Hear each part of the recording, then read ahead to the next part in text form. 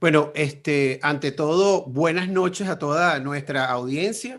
Desde la unidad de trauma y urgencia del Hospital Sotero del Río estamos muy contentos por, obviamente, todo este reinicio de las actividades académicas y sobre todo porque hoy tenemos una presentación bastante especial. Uno de nuestros miembros de nuestro equipo, la doctora Claudia Arena, cirujano de trauma, se le ocurrió la genial idea de que estructuráramos unas masterclass. Y qué mejor manera de iniciar este nuevo ciclo como parte de las actividades académicas que precisamente trayendo a una de las personas más representativas o una de las personas más representativas del trauma a nivel inclusive mundial. Es así como esta noche vamos a dar inicio a este nuevo ciclo de masterclass. En esta oportunidad contamos nada más y nada menos con la presencia de el doctor Tomás Escalea. El doctor Tomás Escalea desde el año 1980 ya ha participado de forma súper activa en todo esto de la cirugía de trauma y urgencia, ya que en esa década él funda o se hace director del Critical Care en el Kid County Hospital en Brooklyn, Nueva York.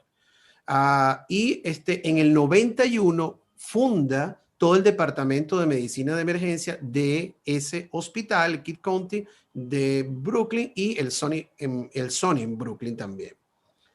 El doctor desde el año 1997, el doctor es el jefe del Shock Trauma Center, el Adam Cowley de la Universidad de Maryland, uno de los centros muy icónicos en cuanto al tratamiento del paciente con trauma. De hecho, uno de los más referenciados a nivel internacional.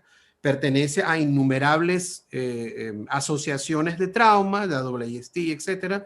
Pero lo más importante y más significativo para nosotros es que el doctor Tomás Escalea es el director ejecutivo de la Sociedad Panamericana de Trauma. Así que, y por último detalle, ha sido nombrado como Top Doctor en la especialidad de trauma y emergencia por la revista Baltimore Magazine en el año 2020. O sea que realmente tenemos una estrella. Al doctor Tomás Escalea hoy nos va a hablar de los cuidados endovasculares en trauma, es decir, ese aspecto tan importante que ha tenido tanto auge actualmente en el manejo de estos pacientes. Así que, sin más preámbulo, buenas noches, doctor Escalea, bienvenido. Y en nombre de todo el equipo de trauma y urgencia del Hospital Sotero del Río, le damos las gracias por iniciar esta nueva etapa académica con nosotros. Bienvenido. Well, thank you. Muchas gracias. Es un honor estar aquí y estoy encantado de poder escuchar, de poder estar con ustedes un tiempo. Voy a tomar unos 45 minutos y voy a repasar algunas ideas que tengo sobre el manejo endovascular en pacientes de trauma. El manejo tradicional del trauma lo he practicado por muchos años y usamos técnicas de cirugía abierta como una herramienta diagnóstica. Si sospechamos de una lesión, simplemente abrimos y miramos, y esto está bien porque podíamos ver todos los vasos dañados y tratábamos a la gente basados en lo que encontrábamos, pero hicimos mucha cirugía que francamente no era necesaria. El manejo endovascular ha estado por mucho tiempo, hay aproximadamente 35 años, y para mí la evolución ha sido fascinante.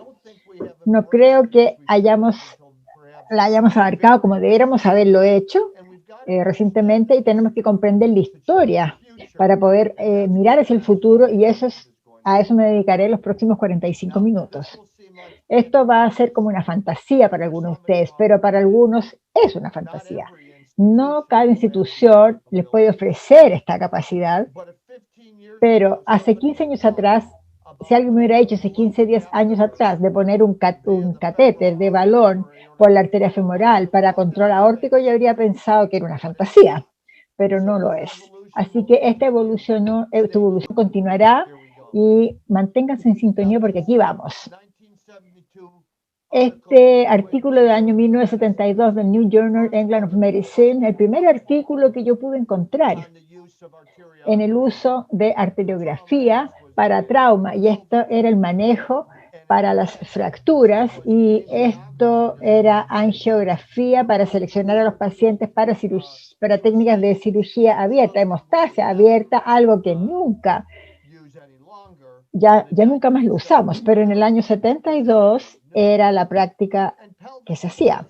Y la embolización pélvica también se popularizó, ya que evitaba abrir el hematoma pelviano. Pero muchas personas pensaron que cualquier otra cosa más que la embolización pélvica era tonto, porque los cirujanos de verdad operaban esto y se veía como tonto hacer esto. Luego llegó el escáner y podíamos ver el abdomen sin tener que abrirlo, sin explorarlo abiertamente. Y estas dos personas aquí comenzaron a soñar, y yo creo que ellos son los padres del manejo endovascular del trauma. El más alto es Salvatore Stefani, mi amigo, mi colega, mi hermano, y el más bajo es Jerry Shafton, que descanse en paz. Ese es mi héroe y falleció hace un año atrás. Y ellos realmente despegaron con este tema. Comenzamos con embolización de la arteria esplénica, y la forma en que lo hacíamos era cateterizar en la arteria esplénica proximal, íbamos justo más allá de la arteria pancreática dorsal, medíamos la arteria y poníamos un coil que era un pequeño más grande para cubrir completamente este vaso. Creíamos que el vaso se mantendría viable. Y esta es la primera serie que publicamos en 1995. 152 pacientes, 60 fueron embolizados. Los únicos que fueron embolizados eran personas que tenían angiografías, y el salvataje esplénico fue el 90%, muy, muy alto. Cuando presentamos esto, no era muy popular. Las personas que lo criticaban decían que no demostrábamos que funcionaba, que no iba a mantener la función inmunológica, decían que pensamos que estábamos emborrachos al tratar esto, pero no fueron muy amables cuando hablaban de esto. Después de eso, otro cirujano dijo, ¿por qué alguien va a usar una técnica que obviamente es tan estúpida? Así que no todo el mundo estaba entusiasmado con esto, pero persistimos. Y este es una de las primeros pacientes. Se ve el coil que sale de la arteria esplénica. Aquí está el catéter. Se puede ver aquí la arteria esplénica que está ocluida. Aquí está el corte.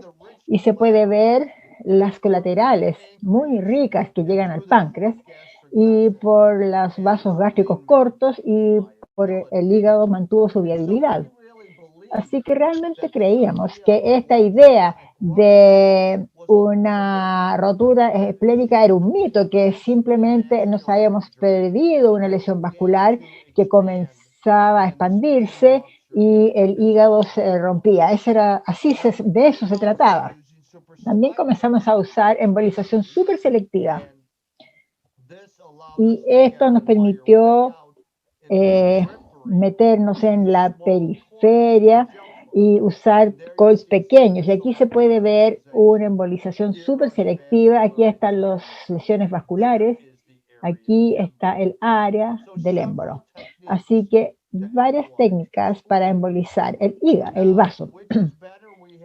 ¿Cuál es mejor? Hemos vuelto a simplemente hacer una embolización proximal y en base a este trabajo de Memphis, donde nos dimos cuenta de que muchas personas en esta serie, 80% de las personas que tenían un pseudoaneurisma no se veían en la evaluación original, pero se mostraban 3 días después y creímos que esta persona, que había vasoespasmo en el momento de la lesión, que nos daba un angio-TAC negativo o una angiografía negativa y estos pacientes se hacían sintomáticos más tardíamente. Estos son nuestros datos actuales del centro de shock, de trauma shock, y operamos muchas lesiones esplénicas. Usamos embolización protocolizada para todas las lesiones de alto grado y vimos y repetíamos el escáner en esos embolizados el día número 3 y teníamos 200 lesiones esplénicas consecutivas que manejamos así con 0 fallas. Así que yo creo que estamos acercándonos a solucionar esto. Esto lleva 10 años después de la embolización y se pueden ver, aquí están los coils y vean el tamaño de los vasos colaterales. Casi un angiograma esplénico casi normal. Por supuesto que no está isquémico este vaso. Estos son los datos que realmente nos hizo realizar que las lesiones de alto grado debieran ser embolizadas independiente de los hallazgos de la angiografía. Esto es de Wake Forest y esto en la mitad se ve que si no tiene angiograma, la tasa de falla es sobre 25%, mientras que si hace una angiografía y los emboliza a todos, nadie falla. Este fue ilustrado en una tabla con un contraste en una lesión de alto grado, 100% de fallas si no son embolizados. Así que nada de embolización aún, un total de 1/3 de las personas fallan, mientras que solamente 3% falla cuando se hace una embolización. Así que nuestra práctica actual es que todo el mundo con una lesión grado 4 del vaso tiene que tener una embolización con el coil. Extendimos estas técnicas al hígado y realmente fue más sobre control de daños el tema, porque si falla la embolización esplénica uno saca el vaso, pero el hígado obviamente es bastante más complejo llegar y sacar, y nos dimos cuenta de que la embolización puede ser post o de manejo no quirúrgico. Este es uno de mis casos favoritos. Esta es una niña de 16 años que tuvo una lesión de alto grado vehicular. Esta fue la primera vez que yo vi una extravasación del medio contraste con una presión arterial de 80 y yo digo, bueno, va a tomar, si esto toma todo su intestino delgado va a ser complicado, así que tomamos un angiograma con una presión arterial de 80, ven esta tremenda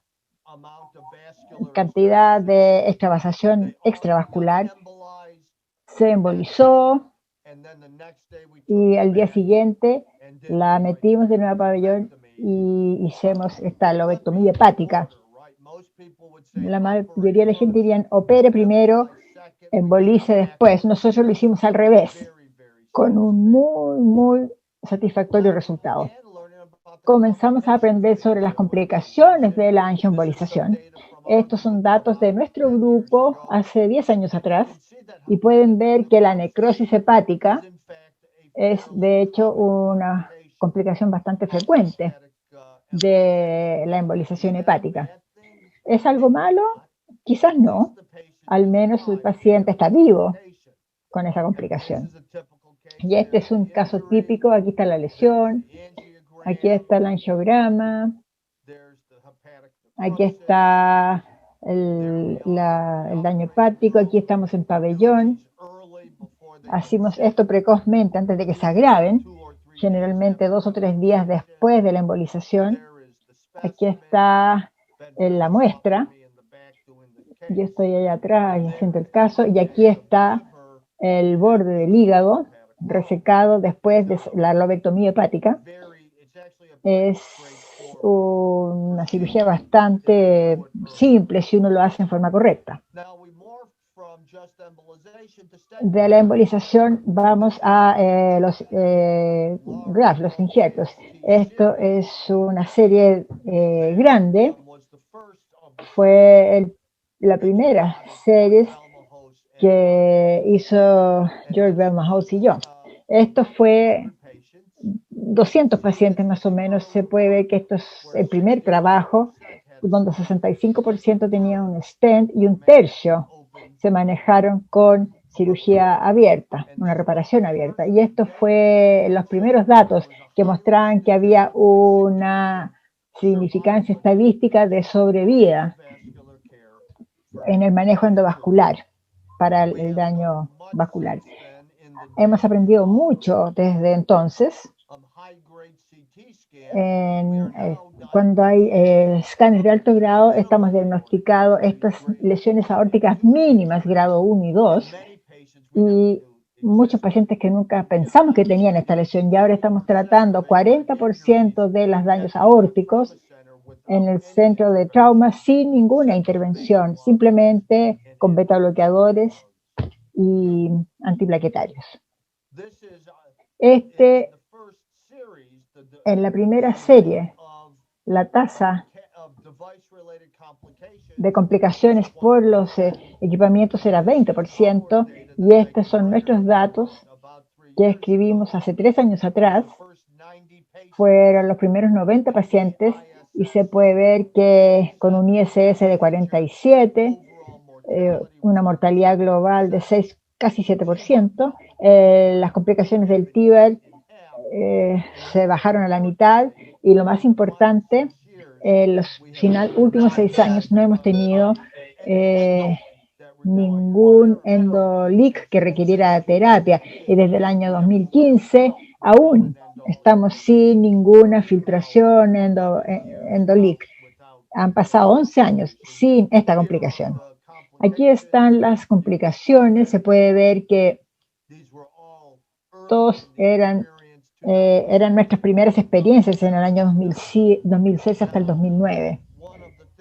Una de las cosas que somos malos que en cuanto al seguimiento a largo plazo, y nuestro seguimiento a 5 años era solamente 15%, que es mejor que la mayoría, pero aún no es satisfactorio, y aún tenemos que escuchar de los pacientes que tuvieron una complicación tardía, pero claramente con 15% de seguimiento no puedo decirles si de seguro hay o no complicaciones a largo plazo. Este fue un caso interesante. Este es un tipo con un accidente automovilístico de alta velocidad, y aquí se puede ver que tiene una gran pseudoneurisma aórtico a nivel justo por arriba de la arteria celíaco y la mesentérica superior.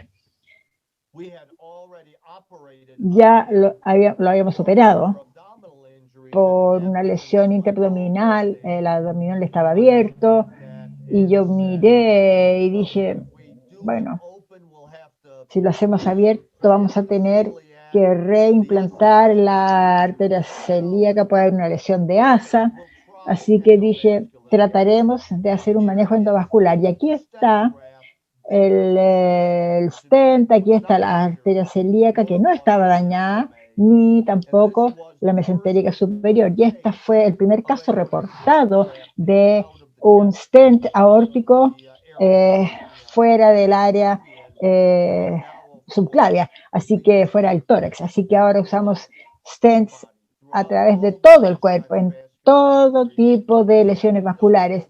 No hemos hecho una subclavia abierta hace mucho tiempo.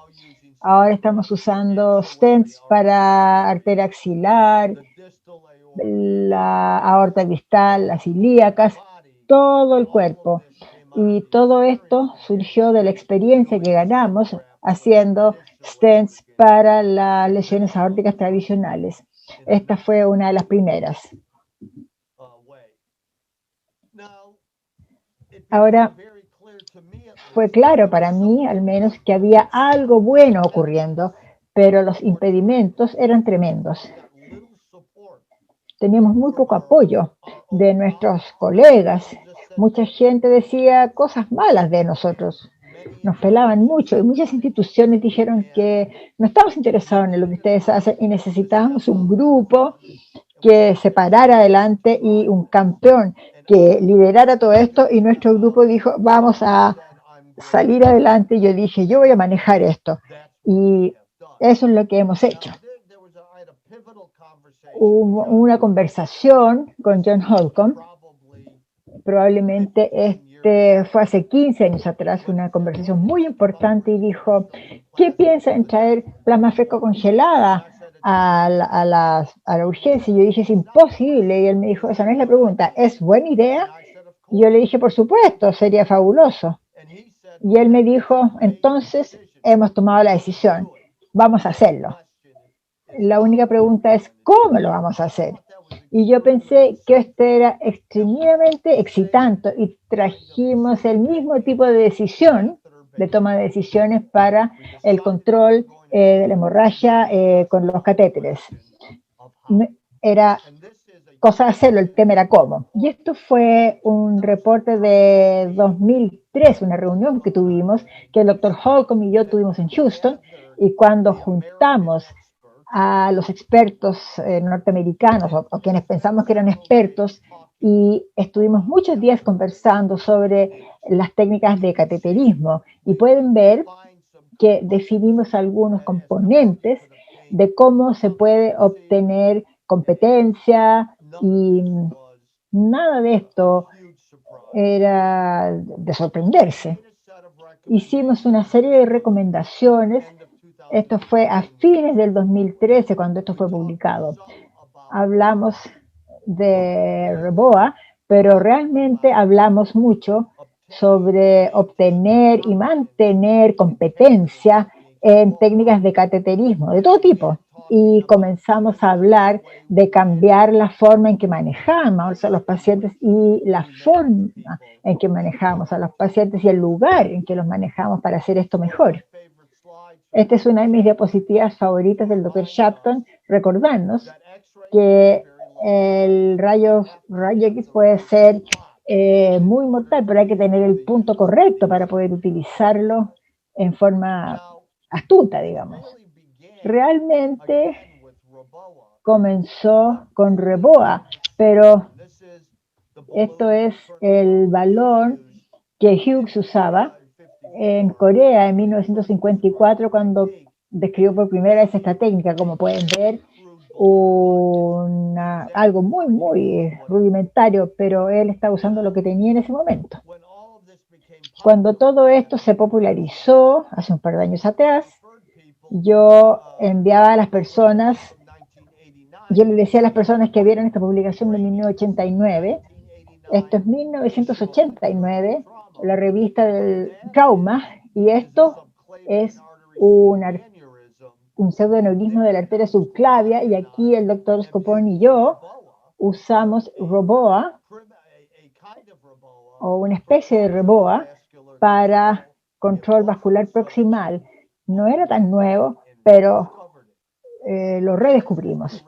Esto es la vaina original del REBOA. Ustedes, los que las han usado, es de 12F, es gigante, es muy injuriosa para hacer.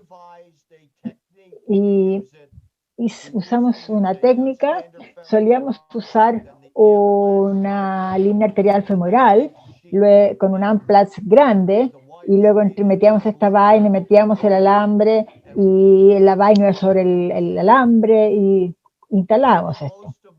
Yo hice la mayor parte de las mías la hice viendo la arteria femoral, y ver dónde habíamos que fijar la arteria femoral, abrir al final, no había mucha diferencia para mí, y luego reparamos la arteria o le hacíamos un bypass.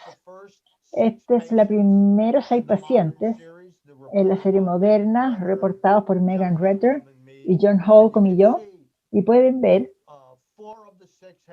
4 de los 6 tenían trauma cerrado, y se pueden ver aquí las personas con trauma cerrado. Estábamos usando Reboa como un puente para la embolización, y esto realmente rápidamente se hizo la forma en que lo usamos la mayor parte de las veces. Y el Reboa entonces es una técnica para ganar tiempo, para irnos a otro tipo de hemostasia. Así es como comenzamos, sellamos estos, pegamos estos implementos en la muralla, así como lo hacemos aún. Tenemos un paciente, todas las cosas del paciente están aquí, y sacamos la bolsa con todo lo que se necesita para atender al paciente.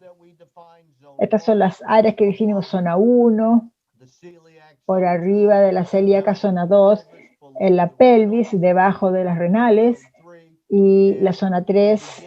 Y comenzamos a investigar formas de que esto tenga sentido. Todo el mundo que lo usa ahora, creo yo, está usando el nuevo Reboa.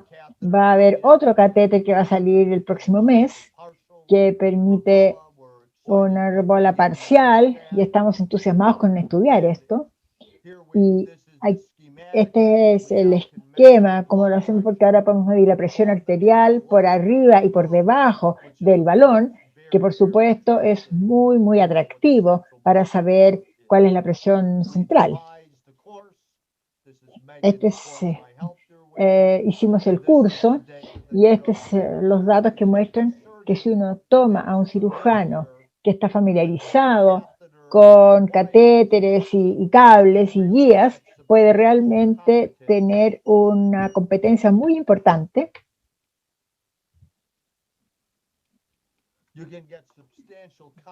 Puede tener mucha competencia en un curso de un día. ¿Funciona? Sí, funciona. Y estos son datos de Carlos Ordóñez viendo Reboa para hemorragia gastrointestinales. Es muy buenos resultados. Como todos saben, él ha publicado el uso, una serie en el tórax, 10 pacientes también con muy buenos resultados. Y ahora hemos visto un metaanálisis del Reboa versus toracotomía de resucitación. Este es del doctor Ordóñez. Estos son los resultados, que parece que se ve muy, muy bueno el resultado. Datos adicionales comparando directamente con la toracotomía de resucitación. Así que ambos, versus toracotomía y Reboa versus no Reboa, parece ser que una técnica que salva vidas. A pesar de todo esto, aún tenemos muchas personas que no quieren abrazar esta causa, y es triste porque se transforma en una pelea sobre pertenencia, dinero, falta de reconocer que esto es un sistema de cuidado, no es simplemente el balón, es lo que hacemos después de colocar el balón. Y tenemos personas que se llaman expertos, que nunca lo han usado, y gente que también nunca lo han usado, diciendo que es una mala idea. Parece tonto, ¿no es cierto? A mí me parece tonto. Y cuando pensamos en esto, nos dimos cuenta de que la capacidad de utilizar cualquiera de estas técnicas es tener acceso al equipo. El packing pélvico, las fracturas pélvicas, es efectivo, pero no es tan bueno, en mi opinión, como una Reboa y una embolización con catéter, al menos en muchos casos. Así que lo que se necesita es un acceso a todas estas herramientas, y la primero que se necesita son personas. Esto es Valerie Hain con el gorro blanco y Maggie con el gorro negro, y lo que hicimos es que creamos nuestro propio equipo de cirujanos endovasculares, así que ahora tenemos control sobre este proceso. Estos son los primeros datos estudiando sus resultados. Comenzamos lentamente, solamente 10 por mes, y no tuvimos complicaciones y nadie falleció en relación al procedimiento endovascular. Hicimos TEVAR, pelvis, vasos, embelizamos los vasos lumbares, bronquiales, hicimos carótidas comunes, todo, y todos anduvieron bien. Esto es la próxima generación. El hombre grande es Johnny Morrison, el tipo que se está dando vueltas es Joe DeMose. Joe recién nos dejó, pero tenemos otro grupo de cirujanos endovasculares. Y para mí, Reboa está hecho para sangramientos pélvicos, porque los pacientes van a tolerar un mayor tiempo de oclusión y parece que no hay isquemia visceral y parece que ayuda a también el sangramiento esplénico. Amo esto porque me permite estar con mis amigos. Aquí está el doctor Moore hace unos años atrás y él abrió el abdomen de alguien en urgencia, para clampear la aorta por un sangramiento y una fractura de pelvis. Y cuando me contaron esto, le dije esto. Un par de semanas después, para su crédito, Jim me mandó la foto de la primera Reboa que él hizo y yo le puse perros viejos, nuevos trucos. Y ahora él está muy entusiasta con el Reboa. Este es un caso, un hombre joven que llegó muy grave y le pusimos un acceso femoral de la femoral derecha y aquí pusimos el Reboa. Tiene toda su pelvis derecha hecha a pedazos. Aquí está el Reboa, aquí está el balón en la zona 3. Esto fue uno de los primeros Reboas con el catéter de 12 French. Se puede ver su presión arterial inmediatamente mejoró.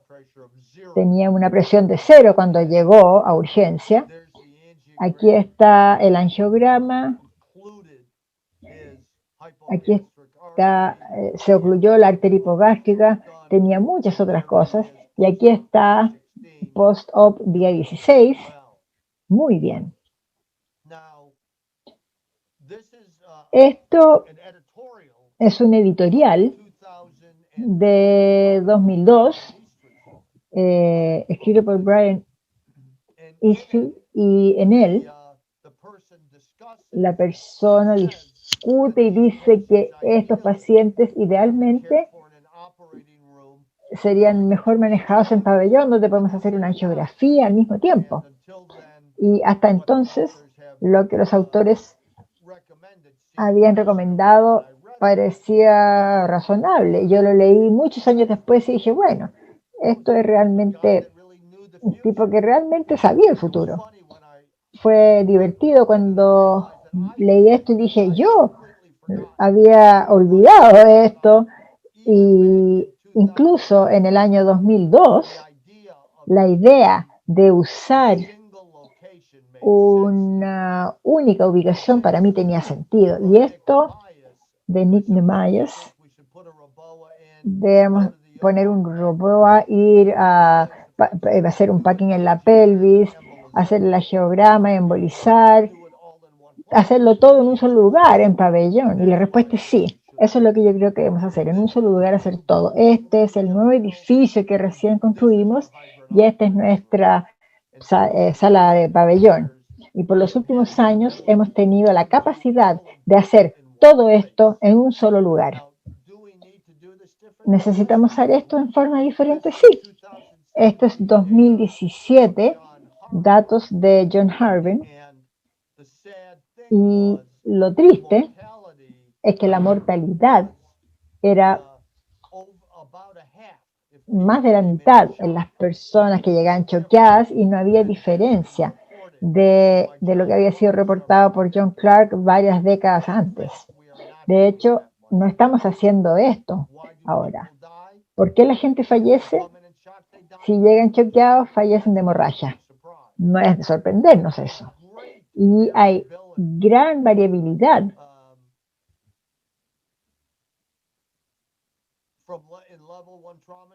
en niveles en centros de trauma nivel 1. Mucha gente fallece de inmediato. Hay mucha gente que fallece después y se puede ver que la gran variabilidad que existe en los centros de trauma nivel 1 en Estados Unidos. Realmente deberíamos ser capaces de hacerlo mejor. Estos son nuestros datos viendo nuestros centros de trauma moderno endovascular. Y se ve que en muchos casos subieron los casos cuando los formamos y había una disminución estadísticamente significativa en el tiempo de controlar la hemorragia, bajándolo casi al 50%, especialmente en hemorragia pélvica y hepática, que son las más urgentes de solucionar. Ahora hay una nueva generación de personas que están siendo entrenados en vascular, trauma, cirugía general. Estos son las personas que yo conozco y hay como 15 cirujanos en Estados Unidos que van a ser las personas que realmente van a impulsar esto hacia adelante.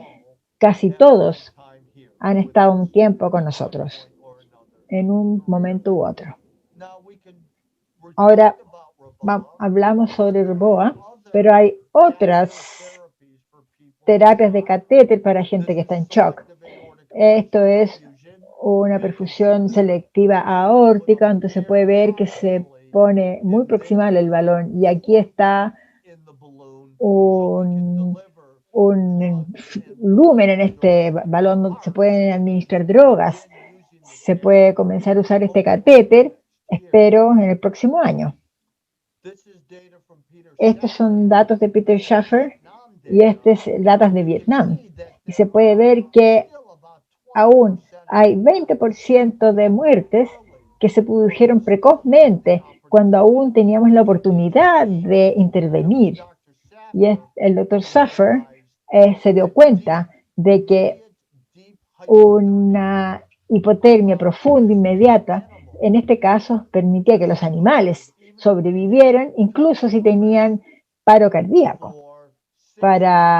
por 60 o 90 minutos. Así que ahora estamos involucrados en un estudio clínico de hacer esto y podemos utilizar estas en una forma secuencial para los pacientes más graves de trauma. Y esto es fantasía, quizás, pero quizás no es fantasía.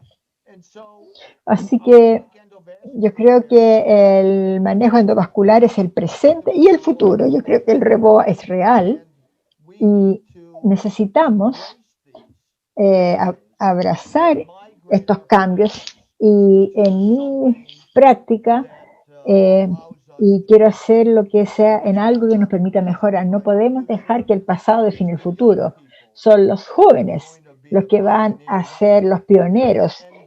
Yo estoy al final de mi carrera, pero voy a estar observando desde atrás de la sala y solamente espero que ustedes van a tomar las pocas cosas que yo he hecho y las expandan hacia el futuro.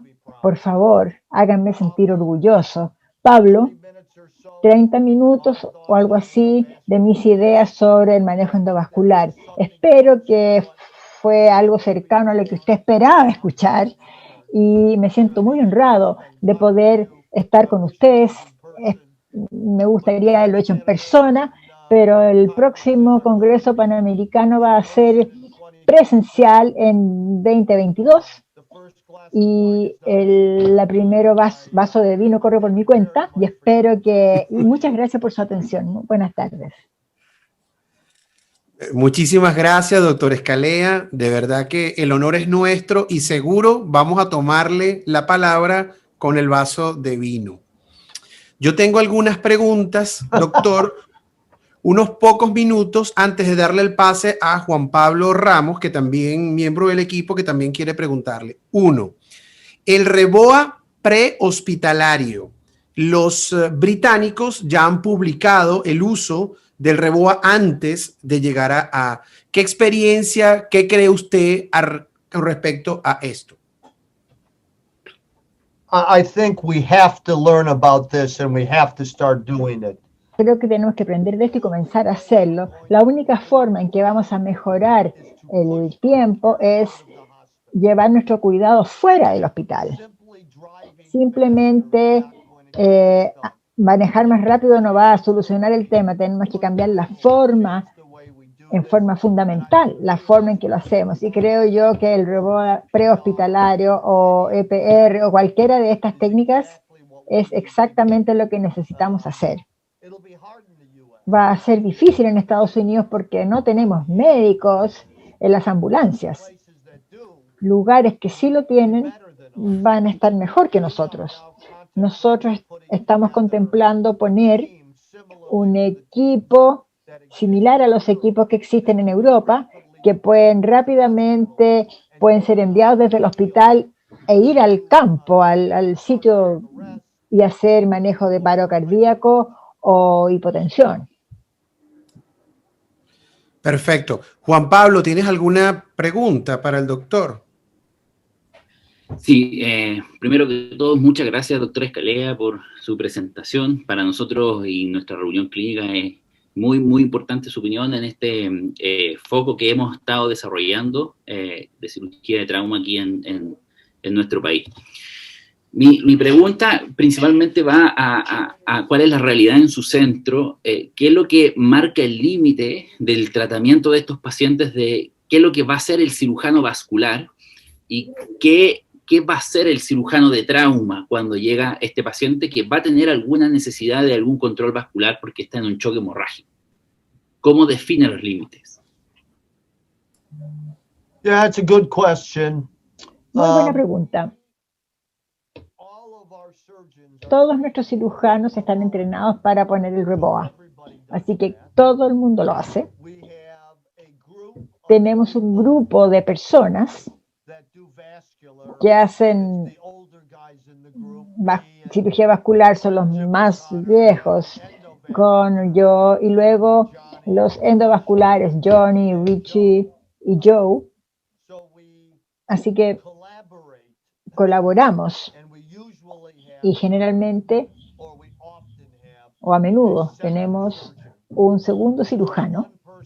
Así que una persona hace la embolización mientras el otro está haciendo la hemostasia abierta o la revascularización. Así que es mucho sobre un trabajo en equipo. Es difícil hacer todo esto solo, yo creo. De modo que tener un equipo de personas, creo yo que es muy ventajoso. Y teniendo acceso a la tecnología, por supuesto.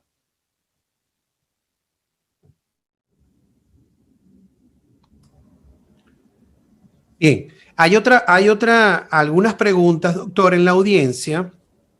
Una de ellas la hace el doctor Guillermo Barilaro de Argentina. Si usted tiene una lesión de la aorta y tiene un hemotórax, usted coloca el tubo de drenaje pleural antes de colocar el REBOA, antes de hacer el procedimiento endovascular.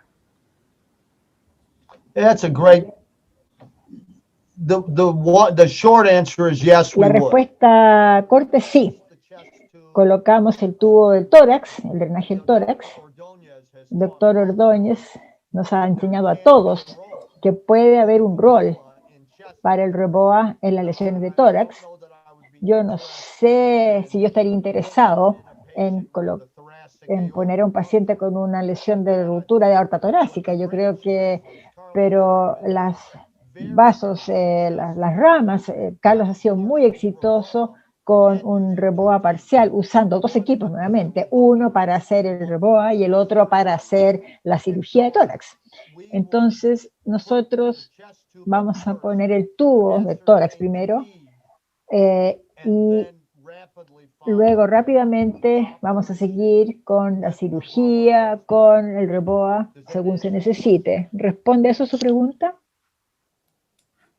Correcto, correcto, doctor. La doctora Analía 5, miembro de nuestro equipo, también tiene una pregunta, doctor. Analía.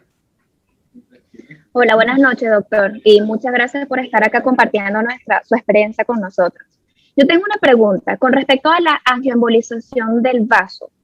Entendí que usted y su grupo hacen angioembolización terapéutica, pero ahora se habla de angioembolización profiláctica en lesiones grado 3, incluso se habla de lesiones ocultas que no se ven en tomografía, sino que se ven en angiografía como tal.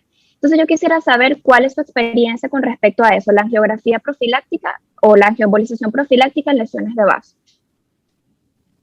I think the prophylactic Yo creo embolization. que la embolización profiláctica es exactamente la respuesta correcta para las lesiones grado 4. Embolizamos todas las lesiones grado 4, independiente de lo que el escáner muestre, si hay un pseudoaneurisma o no. Todos reciben un REBOA. La lesión grado 3, no sé la respuesta para el grado 3. Y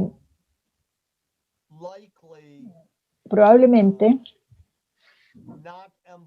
no embolizaríamos en grado 3, a no ser que tengan un pseudoaneurisma, pero sí vamos a tener este paciente hospitalizado y repetir el escáner a las 48-72 horas después. Si ahí tienen un pseudoaneurisma, se les pone el coil.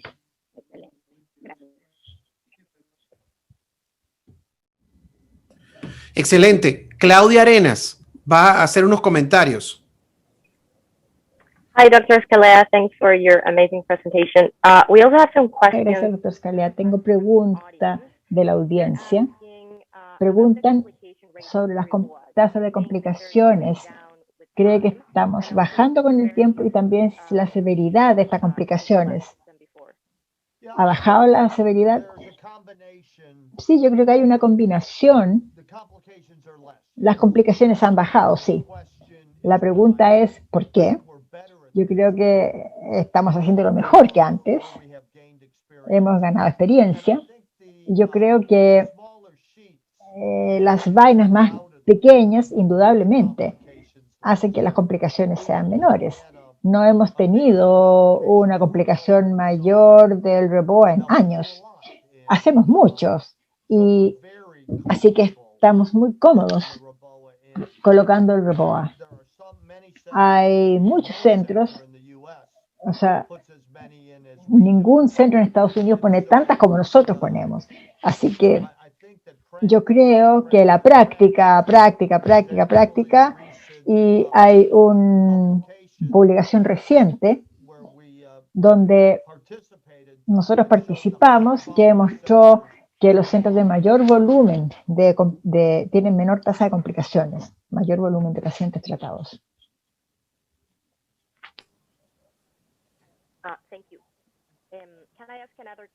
Otra pregunta, aunque ya la respondió.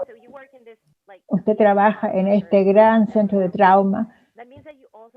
¿Siempre tiene gente de urgencia llamada o solamente ustedes son los de llamada para la angioembolización? ¿Cómo hacen que funcione esto cuando usted está en un centro donde no tiene cirujanos de trauma endovascular, solamente cirujanos de trauma?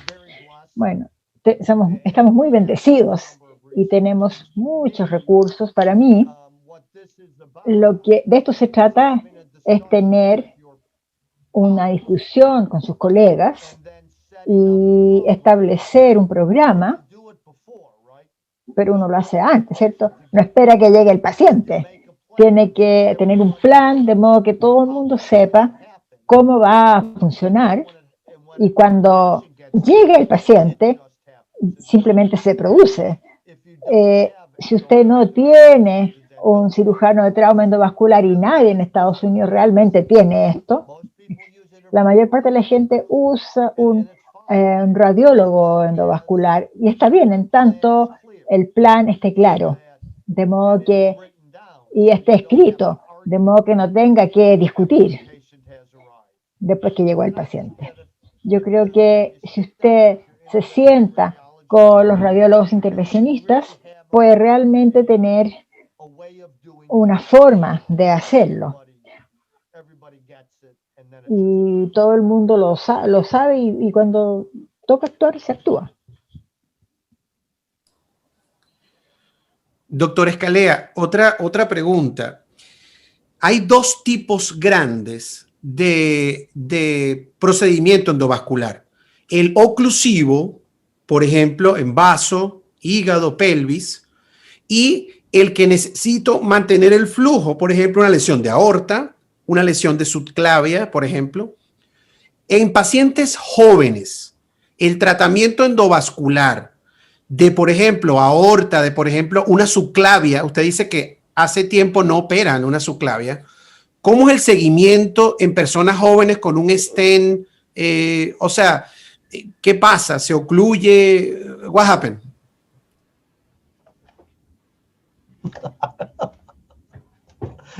I don't know is the truth. Sé, esa es la verdad.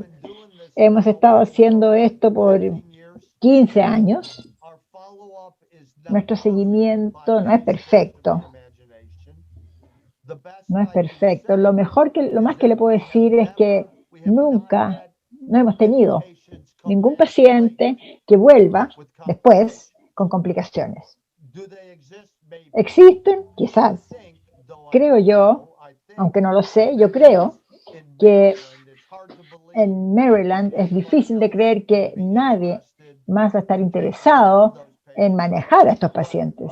Pero nuestro seguimiento no es terrible, pero aún no es perfecto.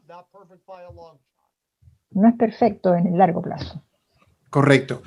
Antes de darle el pase a un invitado que acaba de llegar y al doctor Juan Pablo para la última pregunta, doctor, la bolsa de Bogotá, el Bogotá Back, prácticamente lo desplazó la terapia de presión negativa, Aptera, esa cosa. ¿Usted cree que la toracotomía resucitadora va a ser sustituida por el REBOA? Pregunta. I will tell you how we have. Le voy a decir cómo lo hemos visto nosotros. Hemos abandonado la toracotomía de resucitación para cualquier paciente que no tiene evidencia clara de lesión en la caja. Si tiene una herida por arma de fuego en el tórax, tiene una toracotomía y eso tiene sentido, pero la utilidad de la toracotomía para lesiones intraabdominales no creo que exista.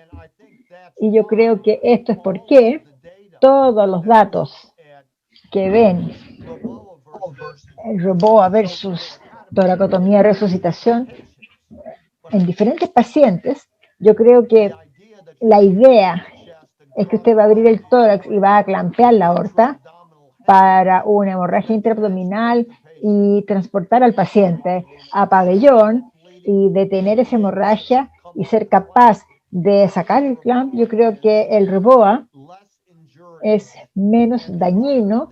Y la otra cosa que yo creo que es muy, muy importante es que el paciente deja de tener maniobras de resucitación cuando abre el tórax. Cuando ponemos el REBOA, continúan con las maniobras de resucitación. Y los datos dicen que la toracotomía de resucitación toma 6,5 minutos. Es mucho tiempo para seguir haciendo resucitación. Entonces, esa es mi visión del tema. Yo no puedo probarlo, pero puedo decirles que si tenemos sangre en el pericardio, se abre el tórax. Si tiene trauma penetrante, sí, más que eso, si no es así, se pone un REBOA. Bien, tenemos, ya casi para ir terminando, tenemos al doctor Aurelio Rodríguez que quiere hacer una pregunta. Doctor Aurelio. Mire, como el más viejo del grupo, ¿no? Y soy mayor que el doctor Escalea, soy filosófico, ¿no?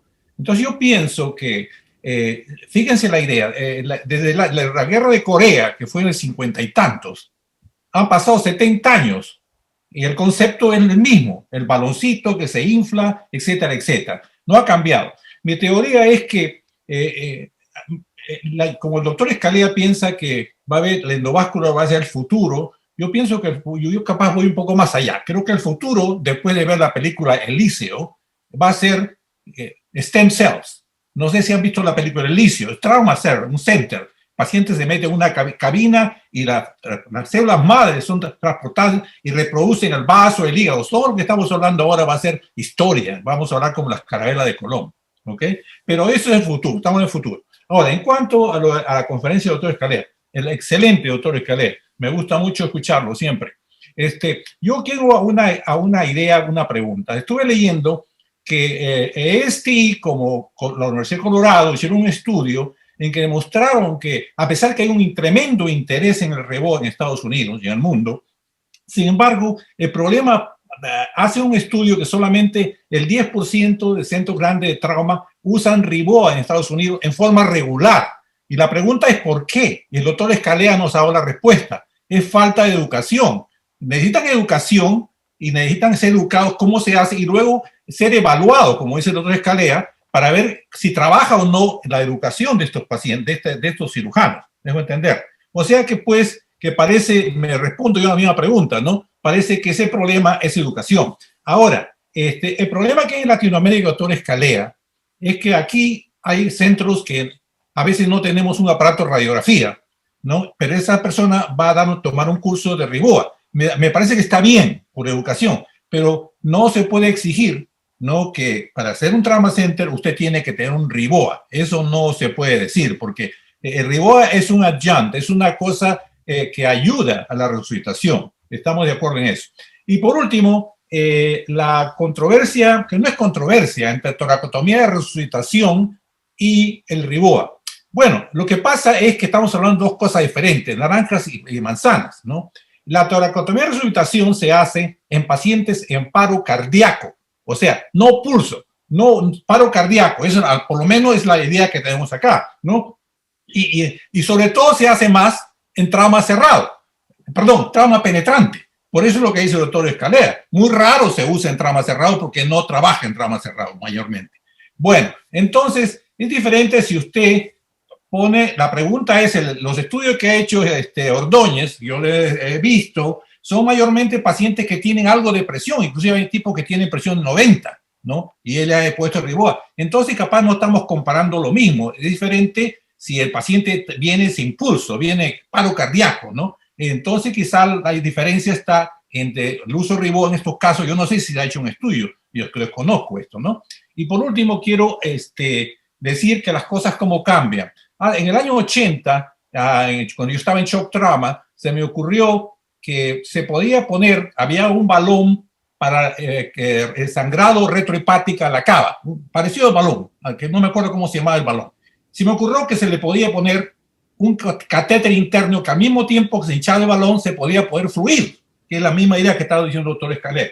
Entonces, lo presenté esto a una de las casas grandes que producen estos catéteres. Me dijeron, mire Aurelio, read my lips, me dijo, lee my lips. Esto no lo va a comprar, y si lo van a comprar va a ser un balón en cada hospital americano, no es negocio. O sea que ve cómo cambian las cosas, también la parte económica cambia las cosas. Hoy en día, pues, inclusive la idea de poner adentro fluido es lógico, que se ayuda no solamente a obstruir esta hemorragia, sino también a los fluidos.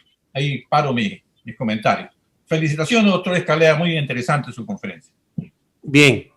Gracias, doctor Aurelio. Antes de darle el pase a Juan Pablo para la última pregunta, doctor Escalea, y perdón porque hay que aprovecharlo a usted al máximo. Usted habló de vaso, hígado, aorta, pelvis, ¿qué del retroperitoneo? En un sangrado retroperitoneal, que esté más arriba de la pelvis, ¿qué tan importante, qué tan bueno es el tratamiento endovascular? I think the endovascular treatments Creo que el tratamiento endovascular está hecho para el retroperitoneo. Ciertamente en la pelvis es muy fácil exponiendo y controlando la hemorragia de las lumbares. Yo creo que es difícil hacerlo abierto y es muy fácil de hacerlo endovascular. Aún hemos controlado algunas hemorragias lumbares tapando la aorta con un stent por debajo de las renales, así que eso es una opción. El lugar donde yo creo que la embolización tiene muy poca utilidad es en el riñón. Nuestra serie sugiere que la embolización falla en el riñón en el 25% de las veces. Así que soy más propenso a operar las lesiones renales en vez de embolizarlas. Perfecto. Juan Pablo, the last question. Sí, doctor, siendo usted parte principal y impulsor de esta evolución del manejo del trauma, como nos mostró en su presentación, viendo un poco, teniendo un poco de vista ya en retroceso, ¿cuáles serían los principales consejos que usted le daría a un centro que quiere partir con esta experiencia? ¿Cuáles serían los pilares fundamentales para poder llegar a un buen puerto y lograr unos buenos resultados como los cuales usted nos ha mostrado? I think that, yo creo que, como siempre, el doctor Rodríguez realmente dio en el clavo con algunos de los temas. Y lo primero es la educación. Así que yo creo que reunir a un grupo de personas en una institución que estén interesados o quieren ser los arquitectos del cambio es muy, muy clave. Lo próximo es ser buenos en la técnica. Y yo les voy a decir que incluso si usted está acostumbrado a colocar líneas femorales o líneas arteriales, esto es diferente. Hay pequeños trucos con respecto a cómo yo giro la vaina para entrar a estas arterias femorales pequeñas, cómo yo hago el corte, cómo el catéter se articula con la vaina. Hay todo un campo en esto y yo creo que la mejor forma de hacerlo es tomar un curso de habilidades endovasculares. Estaríamos fascinados de poder recibir a un grupo de personas que lleguen a Baltimore, cenamos la noche antes, les damos la charla, hemos llevado este curso al Panamericano, así que cada año que nos hemos juntado presencialmente podemos llevar los animales, si podemos arreglarlo en forma local, podemos hacer un taller en cadáveres o en animales, y si saben lo que están haciendo y toman un curso de un día, se adquieren bastante habilidad. No sé, toma 10 a 15 casos para realmente tener una curva de aprendizaje. Yo era bueno, pero después de 10 o 15 casos fui bastante mejor. Excelente. La invitación está abierta. Bueno, le vamos a tomar la palabra, doctor. Seguro que vamos a estar allá, seguro. Además del vino, además del vino. Prepare, Dr. Escalea, they are coming. I'm telling you, they are coming. Seguro que van a llegar, les juro que van a llegar.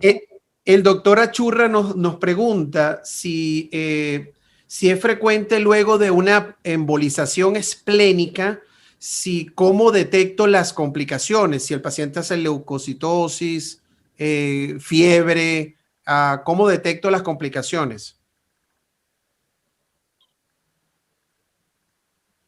Yeah, I'm happy to say it in our hands. Me alegra decir que en nuestras manos es muy raro, pero le hacemos un examen al paciente de dos formas. Tenemos un escáner post-embolización, 48-72 horas después de la embolización, y le hacemos un screening clínico. La gente que tiene complicaciones, especialmente infarto clínico, desarrollan fiebre y dolor. Y esto va a meritar otro escáner. Perfecto. Bueno, doctor Escalea, en honor al tiempo, le queremos dar las gracias en nombre de todo el equipo de la Unidad de Trauma y Urgencia del Hospital Sotero del Río y quedamos todos, pero muy complacidos con su exposición y bueno, lo esperamos. Ojalá nos podamos ver físicamente pronto y probablemente lo invitemos acá a Chile y ahí cuando venga nosotros ponemos el vino. Doctor, muchas gracias, de verdad que sí.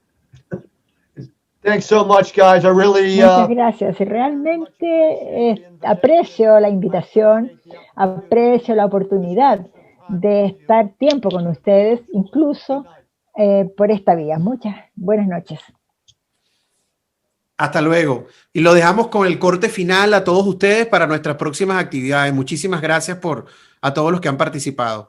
Hasta luego. Buenas noches. it's my pleasure. If you have questions, just Si send me. tienen preguntas, manden un email. Yo feliz se los respondo. Excelente, doctor. Así será. Gracias. Good night. Bye, bye.